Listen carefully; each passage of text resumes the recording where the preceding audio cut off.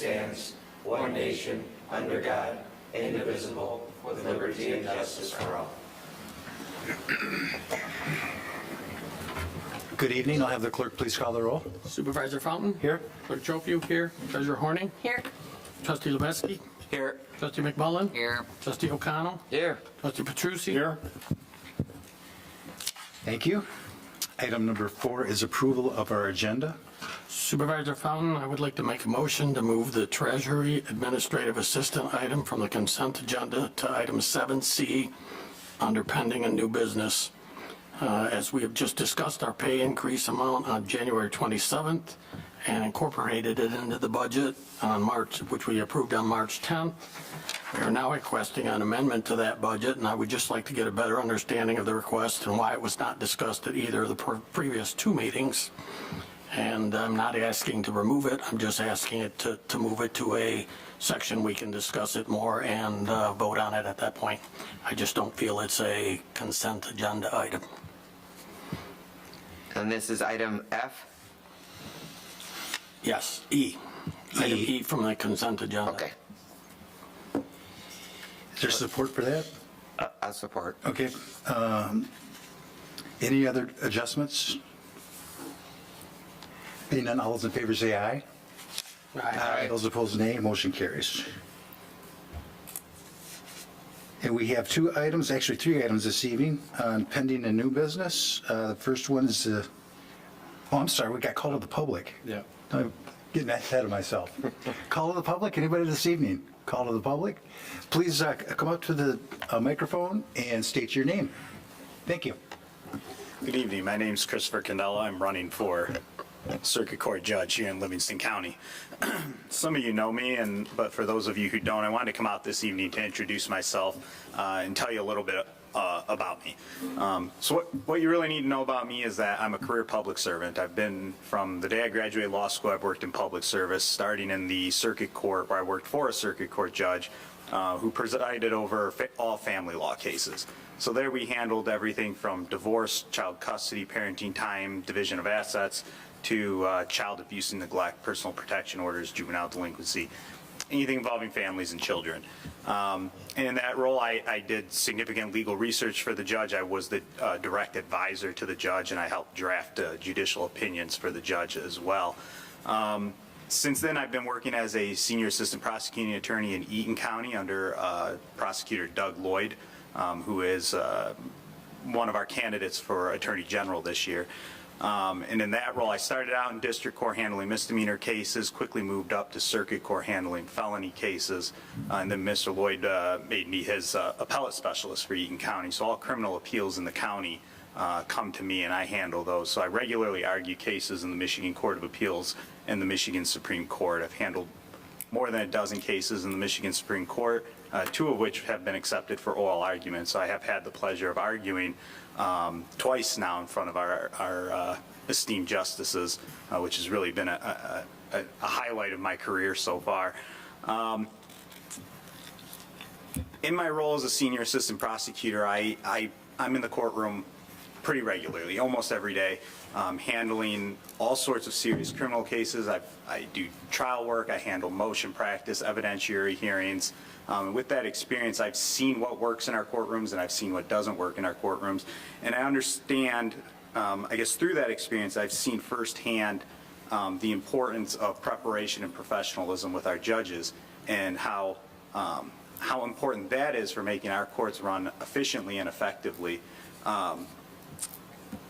I've also had the responsibility throughout my career of evaluating evidence. We look at pretty much any kind of evidence you can think of in criminal cases, from forensic examinations of children who have been the victims of sexual assault, to post-mortem autopsies, to just body cam and information like that, DNA data, those sorts of things.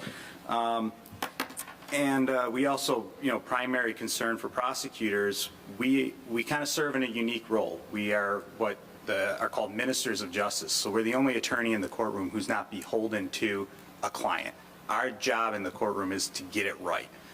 We represent all people, and that includes the defendant. So we're there to make sure that the system runs fairly, to make sure that everybody's constitutional rights are protected, including the victims, and to ensure a fair process and a fair outcome, or a correct outcome at the end of the day.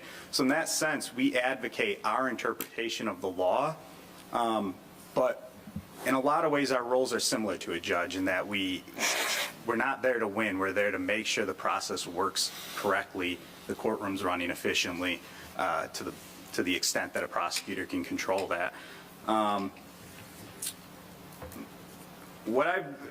Through this campaign, I've been talking to a lot of people on the campaign trail, and one thing that's really stood out to me is that Livingston County really deserves a judge who has that real courtroom experience, who understands how the system works, and has the appropriate judicial temperament to do the job.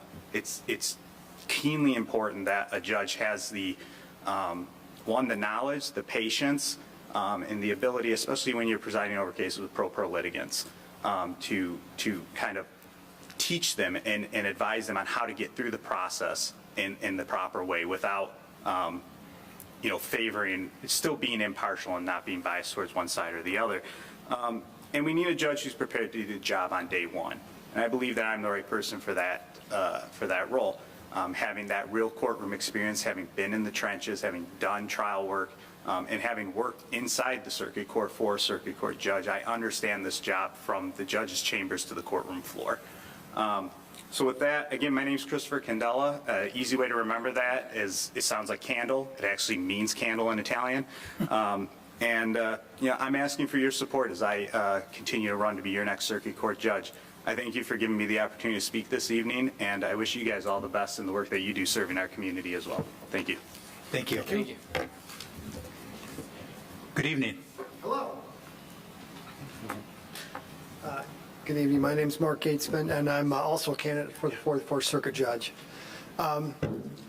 My family, the Gatesmans, have been in the Livingston County area since 1930, when my father moved with his family to a farm in Marion Township at the end of Jewell Road.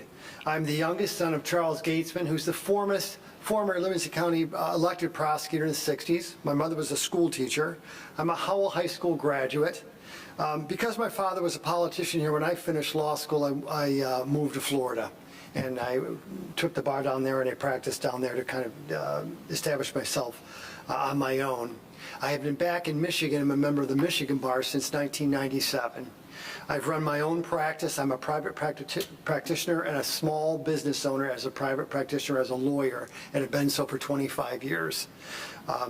If any of you drive through Howell, you drive past my office all the time. It's on Grand River, right in front of the Howell High School. It's an older home I've converted to an office. And as I said, I've been there in that home built in the 1880s for 25 years.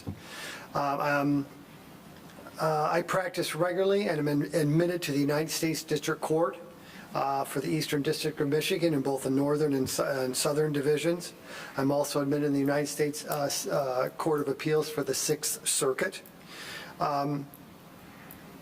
One of the things I do in addition to running my business, people come in and hire me for criminal cases and probate cases throughout the state and circuit courts and district courts, is I'm part of the sobriety court, and I was recruited to be in that, and I turned it down a couple times.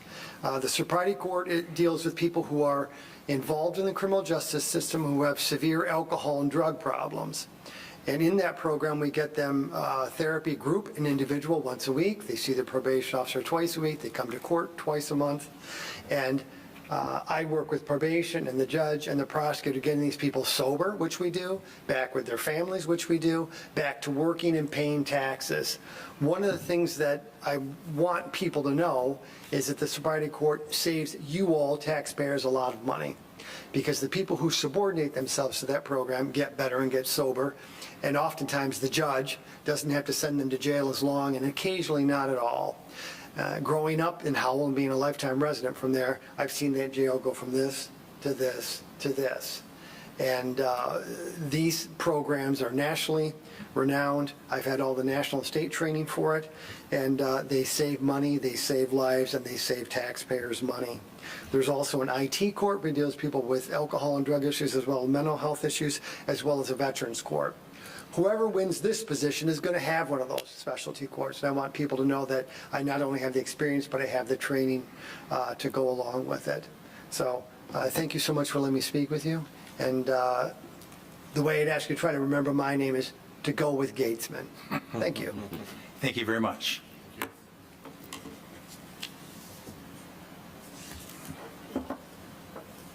Okay, item number 6 is approval of our consent agenda. I'll make a motion to approve the consent agenda. Support. Motion by trustee Petrucci, support by trustee O'Connell. Any discussion? Being none, all those in favor say aye. Aye. Aye. Those opposed, nay. Motion carries.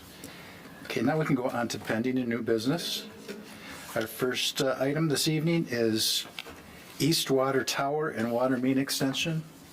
It's a proposal for professional services. I'm going to turn this over to, you tell me which way, Mike or Scott? I can take it. Thank you, sir. Thank you. Before you, we'll get on to the next one too. They're both very similar. These are for engineering services up to bid let out for the projects that we're proposing for the bonding. The first one here we're talking about is the water main as well as the extension line that's going to connect that water main to our existing system. So this will be covered by bond funds. This is just to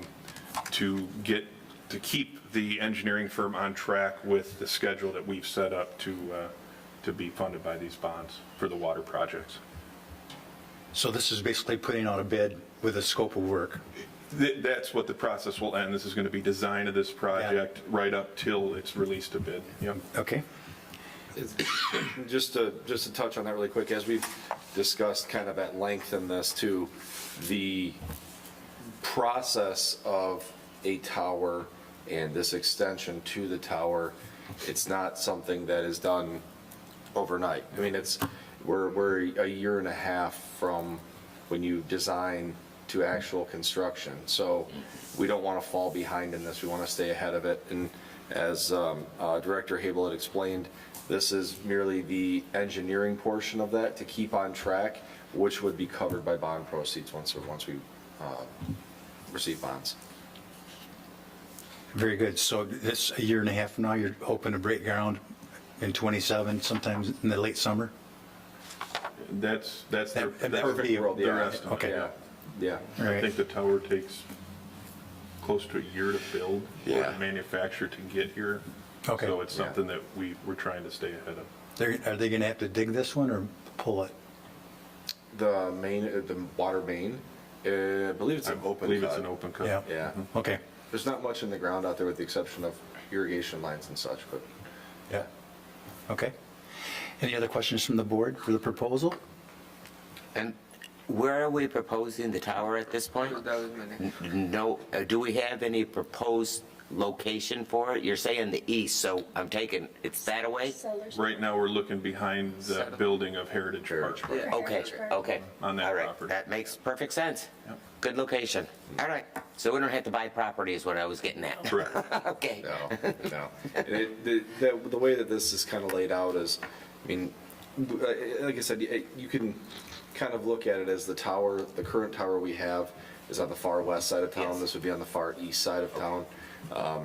As you look at the development out there, this is not only, as we've described, not only just for the development, but this will stabilize the system on the Yes. far east side of the township. Absolutely.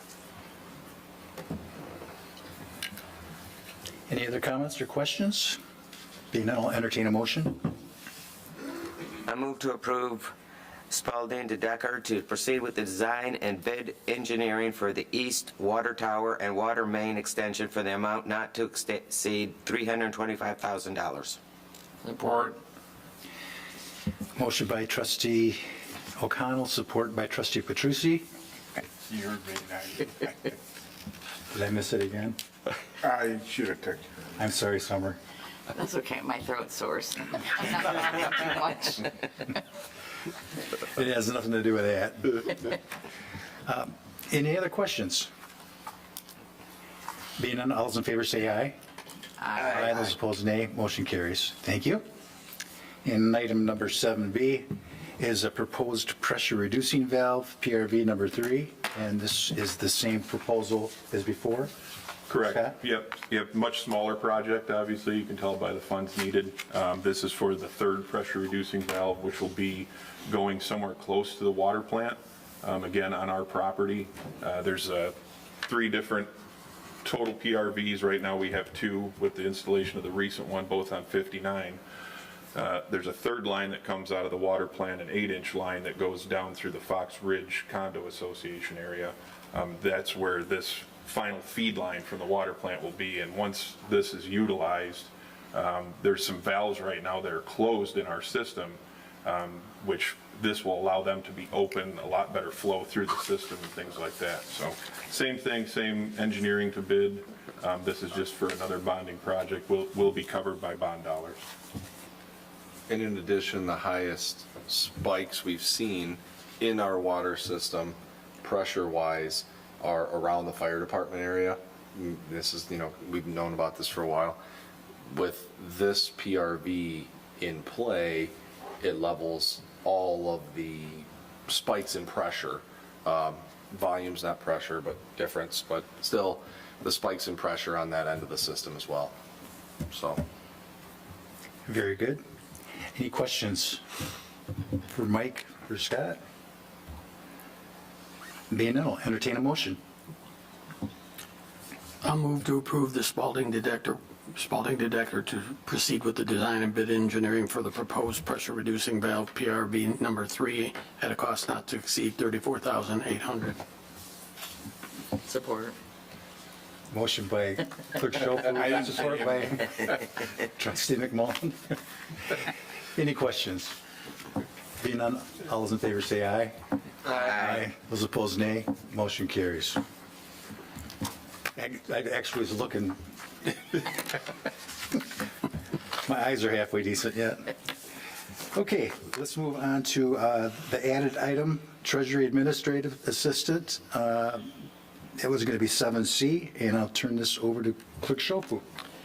Yes, I just have a concern with the process of how we were doing things. On our January 27th meeting, we met and talked about the total compensation for staff and came up with a net inflation factor of 1.6 something. And we added a merit pool of 2%, which was higher than what was requested by the manager to get salaries where we thought that you could get at least the top people to a 3% increase. And from that point, we incorporated all of that into the budget that we then approved. And now there's a request for an additional salary increase that would require a budget amendment for the budget that we haven't even started yet.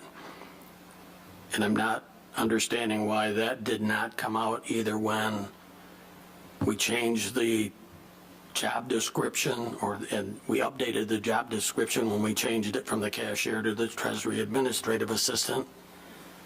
And I'm not quite sure what, from the write-up that we have, it seems like there is a request for an increase for things that may happen. And I just really want to know, the details to that. That was my opinion in reading all of the information.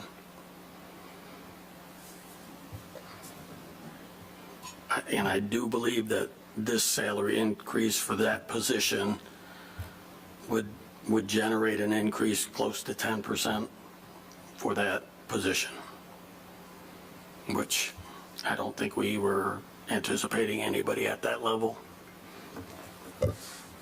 Well, I didn't know that I was going to get brought into this off consent, so I didn't bring my information on all of my wages, salary. She's not salary, she's wage.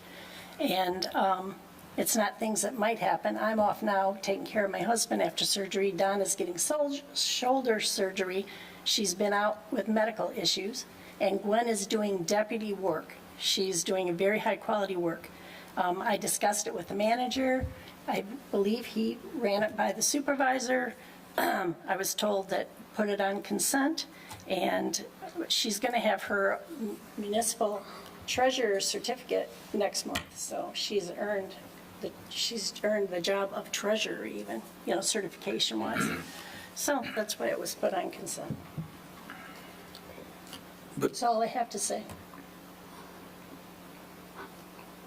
But again, I thought that's where the merit increase would have been applied.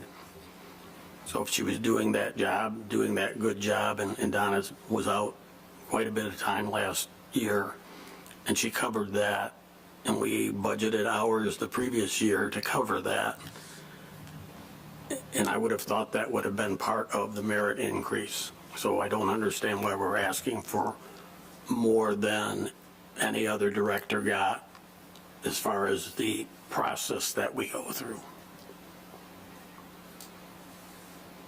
She's one of the lowest paid employees, part-time, no benefits, and giving her 10% on $20 is not the same as giving 10% on somebody who makes $90,000. At $1.20 per hour, it's $1,600. Okay, I don't know what everybody else has been getting, but not sure. She's not working the whole year as in this position. She will be promoted to deputy when Donna retires in August. Then at that point in time is when I think we should be addressing the increase, not at this point in time. Other board members have any questions? Well, if she's doing the job and she's going to be certified as a treasurer in the spring, But what happens if she doesn't finish it? What happens if Donna doesn't retire? I mean, we're speculating.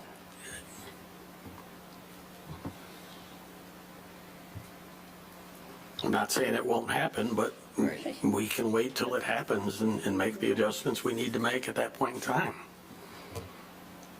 I mean, I as a director, didn't get this opportunity to add to the merit pool, is the way I look at it.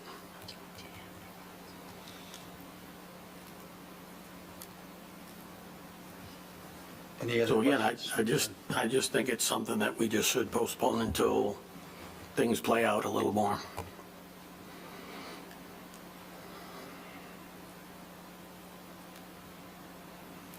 The pleasure of the board. When was the estimate she'd be done with the training, or? Next month, she goes to her last certification next month. Yeah. She's already paid for her hotel and the thing she's going. yeah, she's going. And this is effective, or proposed effective next week? Well, in our new fiscal year. Start of the new fiscal. Oh, okay. The new fiscal year, which is April 1st. That's right, April 1st, okay.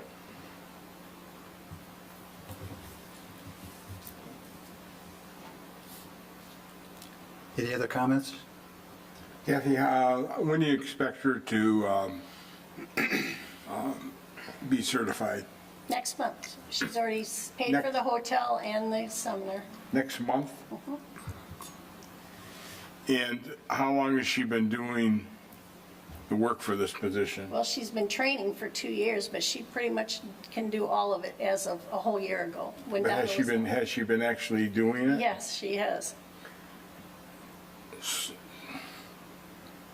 So the question would be, do you wait a month and then do it, or do you take in consideration that she has already been doing the work for several months without that pay and just do it now? But she did get a merit increase. This is over and above the merit increase, that pool that we allotted already. So that should have been reflected in the merit increase that we all got, and we had to divvy it amongst our staff.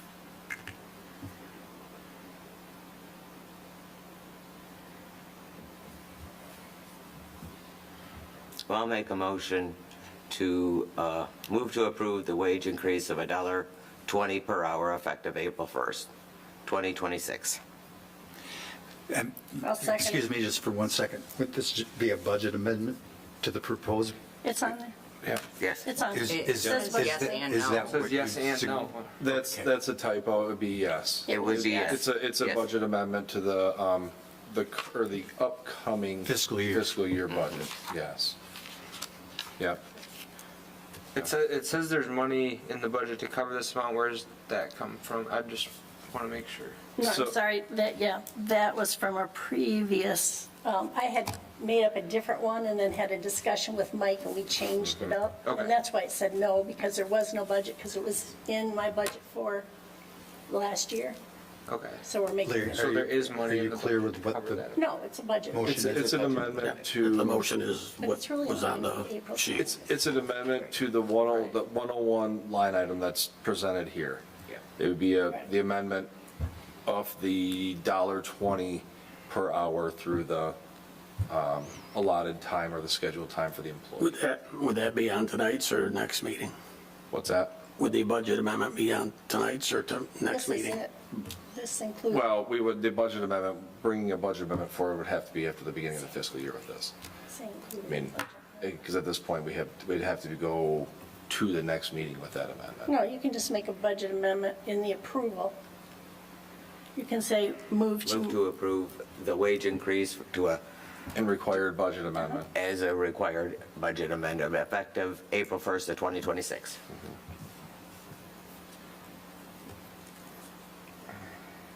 Brett, did you support that? Somebody supported it before. I did. Kathy? Okay, Kathy supported it. Sorry about that. Other questions?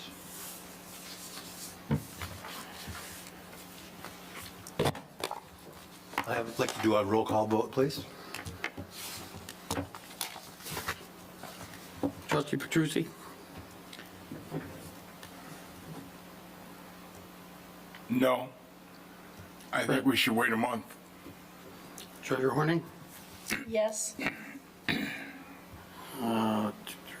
Trustee McMullen?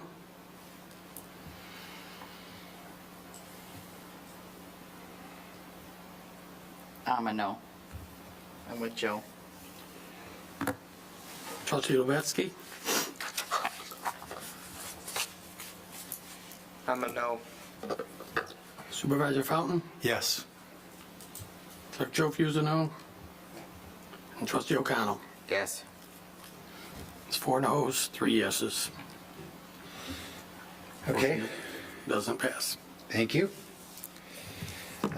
Item number 8 is board reports. And we start, let me see, in our second meeting in March, Trustee Petrucci.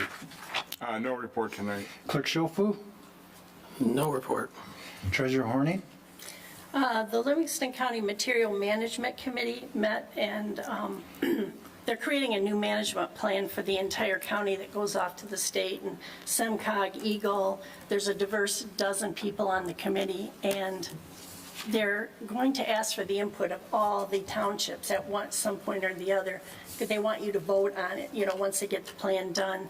So they said they're sending out notices of the meetings. I don't know who's getting them here or what, but we've had supervisors and DPW guys and different people coming to the meetings, so I don't know who's being contacted here. But SEMCOG has just created a great video called Recycle 101 or Materials Management 101, and they're asking that they're going to present to like the MTA county chapters, maybe one of the supervisors said maybe they can do it at the supervisors meeting. Maybe we can put it on our website, so, Absolutely. yeah, I didn't know should they contact you with it? Yeah, just have them reach out to me. And as far as the emails, I haven't seen any, I don't think you have Yeah, I either, think they so. come probably from Rob Spalding, because that's who, I know he has our emails. yeah. But yeah, I'll touch base with Rob too, just to make sure. And make sure, if they're not being delivered to us, that we know. Okay. Thank you. Trustee O'Connell, No report. Trustee Lubeski, No report. Trustee McMullen. No report. Okay, so I just got a couple things. Denise asked me earlier this evening to look at the Eagle extraction, potential, what do I call it, gravel pit. And I think Troy was going to look at some different things on that. So I just wanted to bring that to your Yep. attention, that she wants an Yep. update for our next meeting. Sure. And then she also asked me to, if I knew what was going on at Center Road in Tyrone, because that property that was for sale right next to, just on the other side of Tyrone Hills Golf Course, on the north side. Behind the gas. Behind the gas station. They're and that. cleaning it up. Yeah, they were Something's going in. Yeah. If I'm not mistaken, I believe it's a, don't quote me on this, but I think it's like a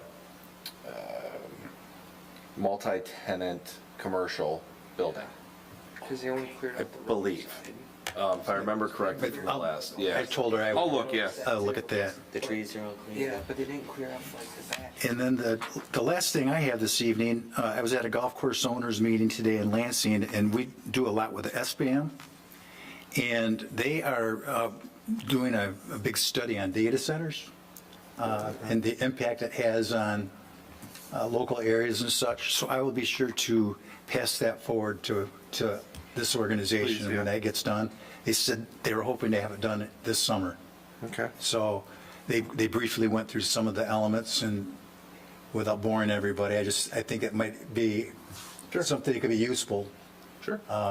Get a different perspective. They're not for it or against it. They're just trying to put Right. all of the different moving parts on data centers, because they're obviously a hot topic. Yeah. Who's that with? That's Small Business Association of Michigan, is SBAM. Thank you. Anything else coming up? We're getting that time of year. It's large item cleanup day. What's the date on that? May 16th, May 16th? AM, All right, Parkland High School. And then we also have cemetery cleanup day, that's right. which is the 11th, I believe, which is a Friday, whatever that, 10th or 11th. I apologize for not having that off the top of my head. And then Larry, you've got the parade coming up, Yep. and people that are interested in serving, I think we talked about that last time. Yes, They you can can contact myself or Kevin Brennan at Michigan Financial Planning. Yep, all right. Anything else this evening? Being none, we'll take a brief recess, and our board reports are done. We will be talking about the manager's report, so we'll take a brief recess.